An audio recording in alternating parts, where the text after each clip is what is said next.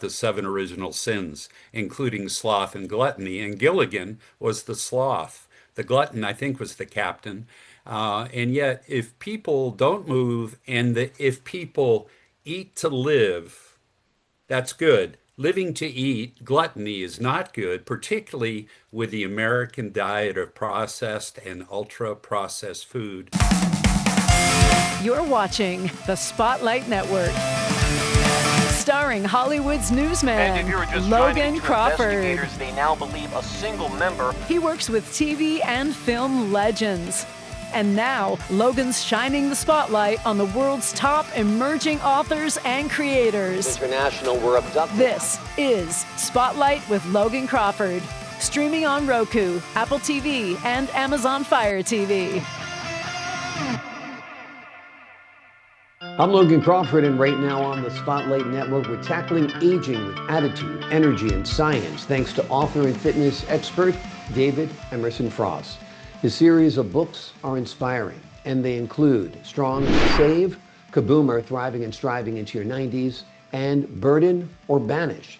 They provide a roadmap for living longer, healthier, and more vibrantly. With his proven 7S model, Frost helps Gen Xers and Boomers alike transform their bodies, minds, and habits to achieve optimal wellness deep into their golden years. We're delighted to have this very talented author join us here today on Spotlight. We thank the team at Prime 7 Media for helping us put him in the spotlight today. And we ask viewers like you to support authors like him by subscribing to our channel and by purchasing his amazing book.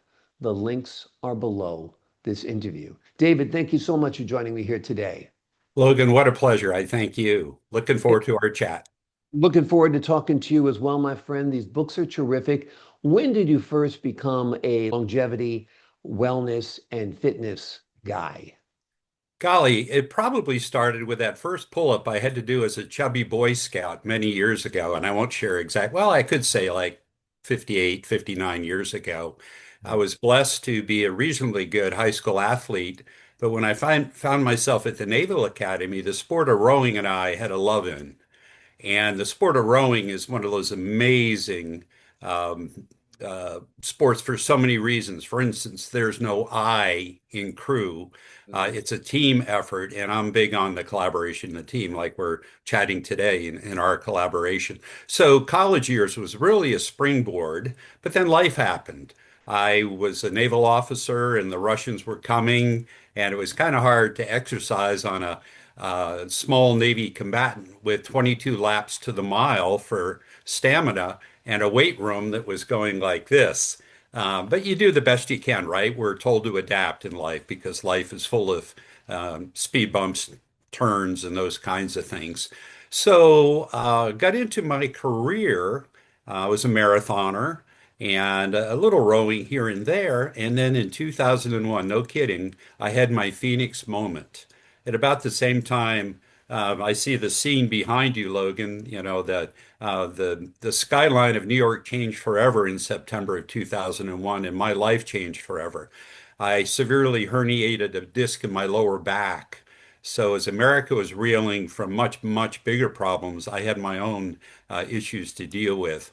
And it was my recovery and my post-hab after spinal fusion that led me to record my lessons and start to think about sharing them with others so that others can make their own mistakes, but don't make the same mistakes or perhaps learn a thing or two from me. So my Phoenix moment, no kidding, was in September 2001. So been at it for almost 24 years. Amazing that 2001 was that long ago, but it is, of course, Wow. a quarter of a century ago. Yeah. Really? Was your back injury related to your rowing? I don't think so. We don't know exactly when slip discs happen, I'm told by the orthopeds. Yet at some point I had a slip disc. And of course, when you herniate a disc in the wrong place and you have rather religious pain, the sciatic nerve being the longest nerve root in your body that goes through your bond down your leg to your toes. And when it's inflamed and aggravated, you're not a happy camper. So I tried to fight with epidurals and therapy. I tried to fight through. It wasn't happening. People could tell I needed to have intervention. So I had a very good surgical team. I had a very long recovery. I still keep the corset that I wore for 6 months as the fusion was healing. I asked for Superman. You know, you get a cadaver's bone pulp Oh yeah. to pack your lumbar region. In my case, I asked for Superman's, but they said no, he's oversubscribed. So I don't know whose bone pulp I have, but Amazing. I'm good to go. So long-winded answer, sorry, but No, we may got have been related because rowing does certainly involve a whole lot of back motion as tension. well. Yeah, right. Yet, not certain of that. And my golly, rowing has, I dedicated my first book, Kaboomer, to my rowing coach. That's what rowing is meant to me. So even if it were the case, Mm. it was still worth it. Yeah, yeah. Very, very interesting. At that point, after injuring your back, did you realize you needed to change the way you exercised? Um, Absolutely. Absolutely, Logan. And in midlife, things change, don't they? With yeah. the ratio that we often deny for a while is our waist to hip ratio, or sometimes I say neck to butt if I can use the word butt on our Sure. in our chat. But Yeah. guys tend to think they're okay, putting on 2 pounds over the holidays every year, and thinking all of a sudden that well maybe things aren't okay. And I Mm. started to find, and I'm still learning as our community of clinicians and researchers are finding, the proper dose response of exercise, both weight-bearing resistance exercise and stamina exercise, is appropriate for a person. We have our guidelines from the US government. It says 150 minutes of moderate to easy activity, but it doesn't really specify how that people should optimize. So, yes, with technology, of course, this is now 24 years ago, a lot has changed and it's still changing. I can't tell you how many times I read that the experts say we just don't know yet. So it is a changing field, and yet we should become students of our endeavor and try to learn so that we can train effectively. Yeah. It's very, very interesting. Like you said, there are no clear answers out there. There's a push now for more movement and less intensive exercise. My doctor always tells me you can do anything you want, just don't do anything extreme. So he's anti-marathons and things like that. So it depends on who you talk to. You get a bunch of different answers. You've got some answers as well. You've got the 80-20 guideline. Talk to us about that and how you use that for healthy living. And it fits right in line with what your doctor proposed, and it is come to become kind of the guideline. 40 years ago, when I was a competitive collegiate rower, 50 years ago, we spent about 40% of our time, medium to high intensity, heart thumping, very, very intense exercise, with 60% being capacity building, what they call aerobic exercise. But over the past half century, folks have realized, even to Tour de France riders, it used to be Tour de France riders would ride 500 miles a week for the volume, but now they've backed off on the volume and adjusted their intensity. So again, like you shared and your doctor shared, this is a changing thing. So a good guideline is 80%. 80% of your activity should be, as a guideline, conversational low intensity. This is when your mitochondria divide and you expand the number of mitochondria that do the work, those little powerhouses in our skeletal muscles. And we actually build more capillaries, which is really, really good as we get older, because we hear a lot about coronary artery disease, America's top killer. And Logan, guess who last year found out he's got the coronary arteries of a 92-year-old? Um, Jeez. and here I am competing with people, a lot younger than me, because I have extra capacity from collateral capillaries that have been built during that low intensity, that 60 to 80%. But the Wow. guideline now is 80% conversational. Now people say, well, that's boring. Well, it doesn't have to be. And our goal is to try to figure out how to make exercise of immersive and fun so that you're doing something good for you. So the 80-20 guideline is a kind of way to look at your physical portfolio. We all, back to COVID years, a few years ago, thank goodness, and hopefully never again.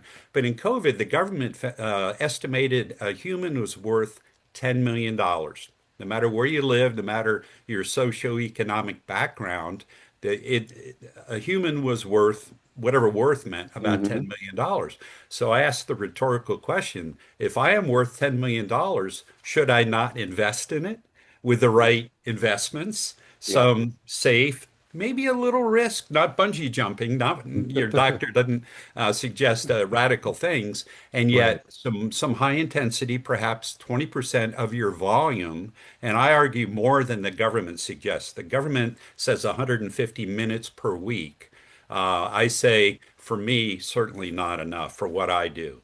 Uh, Riding through scenic Del Mar and La Jolla after the hills of Carlsbad on Saturday in the warm sun, I could not have done that 58.5 mile ride if I had done 150 minutes a week of training. Each individual is different. But Right. 80/20, wonderful. I know that's long, but Mhm. 80/20 is the guideline for living longer and living better. And that 20% can be weightlifting, resistance training, bands, things like that. But we often think of the 80% as aerobic. That's Yeah. what keeps us alive. Obviously, our heart, our wonderful pulmonary systems, and those how many? Some amazing number of miles of arteries, veins, and capillaries. I think it's 60,000 miles. I haven't measured them, but that's a whole lot of pumping that little ticker in our chest has to do. So It what does. what lets that heart keep going better for longer? 80% low intensity. Very, very interesting. I agree. I agree. I think after a while, and there's been a recent study actually, that people who do a lot of high intensity training actually also have a lot of scarring in their heart. So you do have to walk, bicycle ride to the point where you could still carry on a conversation, play tennis to the point where you can still carry on a conversation. I think that's great advice. And then perhaps some more high intensity exercise every now and then to build some endurance. But I'm more of a low intensity advocate myself.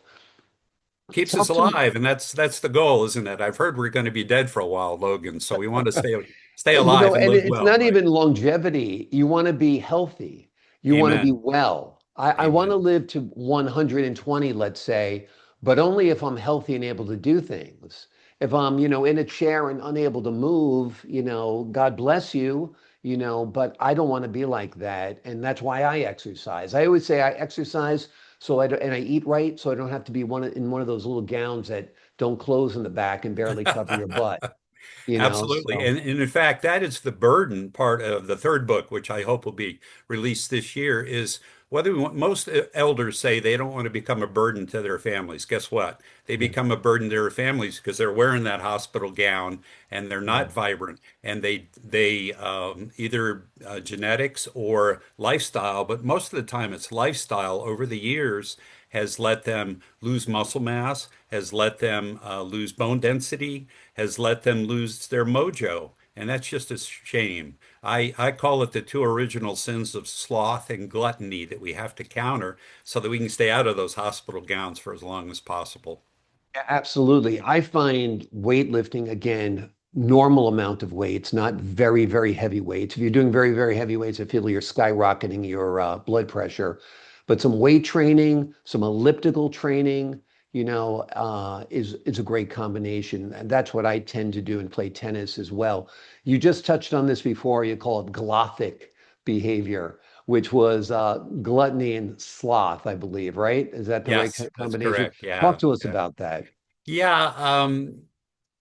There were seven original sins. I don't know how many of your viewers that remember Gilligan's Island, but supposedly the writers wrote about the seven original sins, including sloth and gluttony. And Gilligan was the sloth. The glutton, I think, was the captain. And yet, if people don't move if people eat to live, that's good. Living to eat, gluttony is not good, particularly with the American diet of processed and ultra processed food that is killing us. So, what when we exercise, as you know, we feel better, we eat better. After my ride Saturday, I didn't want a big bowl of potato chips. For a Big Not Mac. at all. Your body knows what it needs to refuel and replenish, doesn't it? So it's very important, I believe, that folks learn their own dose response for exercise in a combination like you've done, so that people can just think about the statistic. And there's a lot of talk about it right now. It's the health span, but what quantifying the health span? The average American, average, is unhealthy for 15%, 15% of his or her life. So if you live to age 90, 15% of that is about 14 unhealthy years, getting into that gown, the shriveled up kind of thing. That's if we keep doing what we're doing, eating ultra processed food, not doing just enough band and resistance training, not spending time out in nature, getting the heart rate up just enough to sweat. Oh, by the way, you mentioned tennis and of course pickleball, although there are a lot of pickleball injuries I've learned as a stretch therapist and a flexologist. People should spend a little more time doing dynamic stretching before their pickleball matches. But you know what's important for tennis is being around other people. Yes. The whole package of living longer and better is not just exercise. Some people love to work out in solitude, but a lot of people do better in groups. The social aspect is extraordinarily important. So. Exactly. And you're touching on another major component of having a good health span. You talked about the aerobic, you talked about the anaerobic. There's the social aspect of it as well, that we need to socialize. We need to be among people of different age groups. We need to eat right as well. And of course, we need to sleep as soundly as possible. Those seem to be the new five components that people are talking about. You talk about the seven S's. Let's talk about that. Just adding a couple to the ones you just said, Sure. Logan. Let's see if I can do it. Strength or Hmm. resistance training, stability. What's the number one problem for people in Medicare age? Falling. Yeah. So people don't know how, if you think you're a stable person, I mean, not stable emotionally, but stable Right. physically, go ahead and stand on one leg with your eyes closed and see how you do. It's Mm, so important to learn how to have, the fancy word is proprioception, but how do you do in space mm, when you're standing on one leg or your eyes are closed? So strength, stability, stamina, we talked about the mm, 80-20 rule, more than the government's 150 minutes a week. yeah. Stretching, so important. As we age, our fiber, our fascia, our muscles, and our connective tissue tend to compress. So Mhm, very important that we stretch regularly, because a good stretch only lasts just over a day. So if mm, we're not stretching every day, dynamically before that tennis match, statically after the tennis match, that's that S. Strength, stability, stamina, stretching. You mentioned restorative sleep. Sleep is so important that I called the chapter in my first book, I called it Mimicking Morpheus. Morpheus was the little nymph of dreams. And mm, isn't it interesting that the word morphine came from that same nymph? So dreamlike nirvana of restorative sleep of about 7 hours. Everyone's different. Some people need more. Our president says he needs less. Well, okay. But most of us know that about 7 hours, if you can wake up without an alarm clock, energized for a new day, then you're mimicking Morpheus. My one negative is countering stress. mhm, Cortisol is evil. We need it when it's episodic, like if you're in the ocean and a great white shark just happens to think you're lunch. mhm, It's good to have stress to try to get out of the ocean before the great white has you for lunch. Yet chronic stress is so evil. It leads to inflammation. It leads to storing fat. It leads to high blood pressure, metabolic syndrome, so many things. So in the physical bank, stress is the takeaway. And then the last one is anti-inflammatory eating and trying to stay away from processed foods at least 80% of the time. Strength, stability, stamina, stretching, don't stress, and anti-inflammatory eating and sleep. I think that was the seven. I think you covered them all without a doubt. Um, Processed foods are poison. If it has more than one or two ingredients, three ingredients, don't eat it. That's a great rule of thumb. If you can't pronounce anything on the label, don't eat it. That's a good rule of thumb. I also heard a great saying the other day, um, the shorter the shelf life, the longer your life. And Amen. I think that's a Amen. great motto. So if you're looking at meat and vegetables and fruits, they have a short shelf life. You're going to have a longer life if you stick to those. You mentioned two things before, dynamic and static stretching. Explain to the folks at home what those are. Sure. Dynamic stretching is actually moving the connective tissue joints. Most of us are learning a lot more about how important the saran wrap around our organs, including our skeletal muscles, called fascia, Fascia. And lots of times when you hear the word trigger point, it's the fascia getting stuck. Mm, So if you imagine your Spider-Man suit, your yeah, saran wrap not moving, yeah. you may, and because there's a tiny little spot of toxins or inflammation there, that could very well become an injury. So dynamic stretching can be gentle. It's not radical bouncing, but it's trying to go through the motions that you're going to do in your sport, be it tennis, golf, Mm, or whatever. If it's a golfer, you certainly want to move the shoulders, you want to move the hips.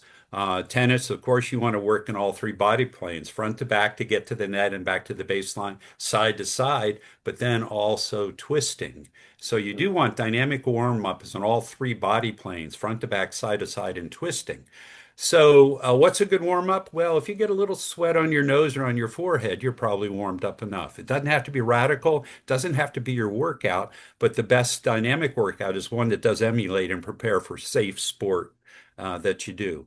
So, resistance band, a backswing, forehand and backswing for your tennis stroke is a ground stroke is just wonderful.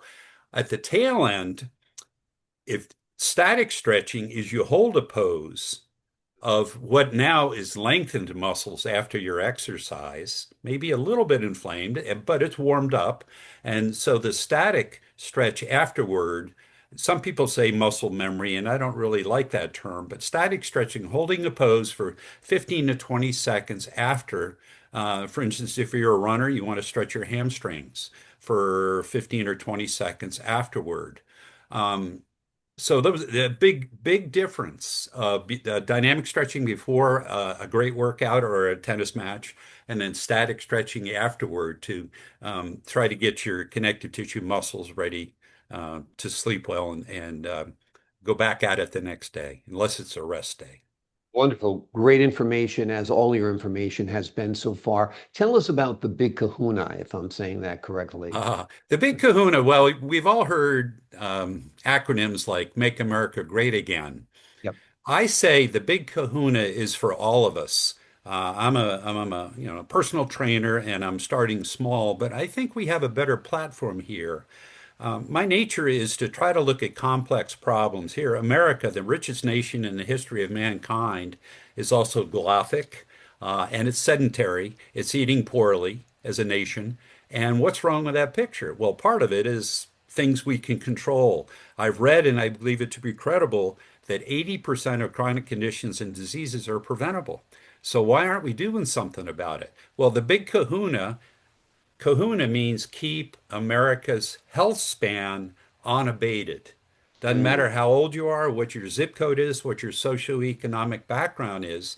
Can you educate yourself and can you move and eat to live, not live to eat, so that the big kahuna is achieved? I worry that my kids cannot afford me shriveled up with that hospital gown on, right? Exactly. The most costly years are the ones later in life, the palliative years. The drugs Mm. mount up, well-intentioned polypharmacy Yeah. mounts up, assisted living, all those things. Can it be avoided? Yes. My role model, maybe Jacqueline, maybe Queen Elizabeth. She worked hard until the day she died. Clint Eastwood, 96 years old, still making movies, you know. Wonderful, you So know. they're all out there, and he was a real health nut. Like he would have brown rice and salmon for breakfast, and he definitely ate to live rather than live to eat. Or if might have mixed up that a little No, you bit, got it. You got but it. And he he'd probably cringe like you and I do if you heard ultra processed food, right? Yeah, yeah. I mean, I read Tony Robbins wrote in one of his first books, most people dig a grave with their teeth. And that has always struck me. And I'm like everybody else. I want ice cream, I want burgers, I want veal parmesan, I want all of that salty, yummy, delicious, not good for you stuff. So I look at the menu, I fantasize about ordering it, and then I get the salmon or the cod or whatever and some veggies, and hope to be out of that little gown that we talked about. You're Um, investing, aren't you? If you want yeah, your portfolio, your physical portfolio to last, you're doing the yeah, right things. It doesn't, gluttony and eating to excess and eating the wrong things. Of course, portion control, we all know, is easy to say, hard to do. If you have ice right, cream, healthy ice cream, oh, but smaller scoops, right? right. Know. And I heard But a yeah, yeah, influencer say the other day, and she was very right. She says she has three tastes of a dessert. And after that, it doesn't taste any better. It doesn't taste any different, and we're not supposed to get filled up on it. So I think that's if you want to splurge money, get the dessert, have three little tastes, and put if you can push it aside. But you're not there to fill up on desserts that are this big. They make them for the table nowadays, so be careful of that. Let's just focus on your books a little bit right now. sure. Strong to Save, Kaboomer, Thriving and Striving into Your 90s, and Burden or Banish. Which should we reach first, or what's the focus of each? Well, I started generationally. Kaboomer is for baby boomers, and of course, if Mhm. say Dave, what's the difference between a baby boomer and a kaboomer? A baby boomer takes two pills at a time. A kaboomer takes two steps at a time. So that was the one I wrote first. It came out right in the middle of COVID in 2020. Yep. Then I said, well, halftime is really important. We're in the football season, right? There's two seasons, getting ready for football and football season. But there's two halves in an American football match, and things really get interesting in the second half of life. So I wanted to write a book for both men and women. I don't know if that shows, but the cover of Strong to Strong to Save. Save is for both men and women. It's very interesting resistance training. Women do just about as well as men for what they can do per pound of body weight. So yay, ladies. Strong Yeah. is a new skinny, right? I mean, it's Yeah. a platitude, but it's not a platitude. I think it's a great mantra. So that's for Generation X. The subtitle, Your Gen X Imperative to Die Harder and Later. My wife, Mary, God bless her, she said, Dave, you can't put die in a subtitle. And I said, I asked rhetorically, who wants to die earlier and easier?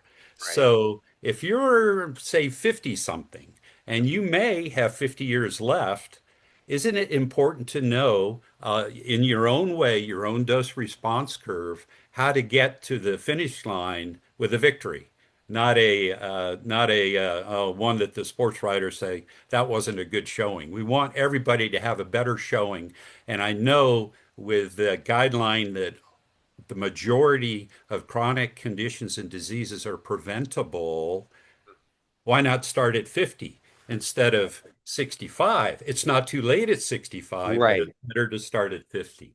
So, Exactly. generationally, if you're a Gen X, I would say start with Strong to Save if they are interested in the serial nature of it. If they're interested in what their elders are facing, then it would be Kaboomer.